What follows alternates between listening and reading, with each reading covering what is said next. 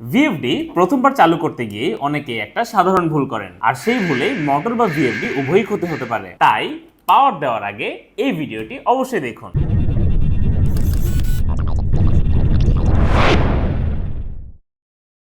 আসসালামু আলাইকুম, জেরন্টিক ভিডিওর ভিএফডি এডুকেশনাল ভিডিওর দ্বিতীয় পর্বে আপনাদের স্বাগতম। আজ আমরা দেখব ভিএফডি কিভাবে পাওয়ার অন করতে হয়, কোন কোন টার্মিনালের কি কাজ এবং সিঙ্গেল ফেজ এবং থ্রি ফেজ ভিএফডির মধ্যে পার্থক্য কি।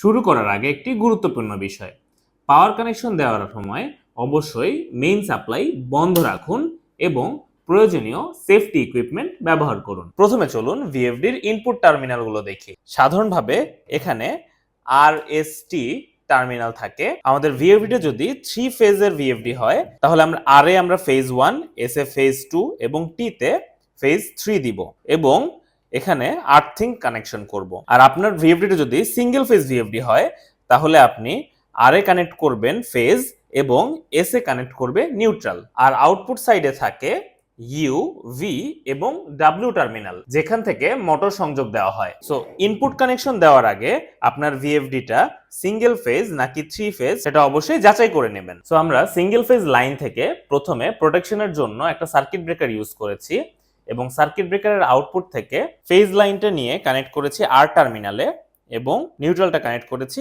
এস টার্মিনালে।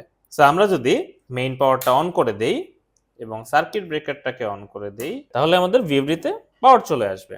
সো এটা হচ্ছে আমার ভিএফডির কিপ্যাড। এখানে আছে একটা পটেনশিওমিটার, যে পটেনশিওমিটারের মাধ্যমে আমরা আমাদের মোটরের ফ্রিকোয়েন্সিকে বাড়াতে পারবো অথবা কমাতে পারবো।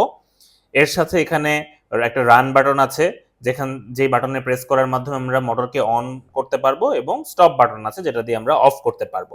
এর সাথে আরো কিছু বাটনস আছে, যে বাটনসগুলো ইউজ করে আমরা ভিএফডির বিভিন্ন প্যারামিটার সেট করব।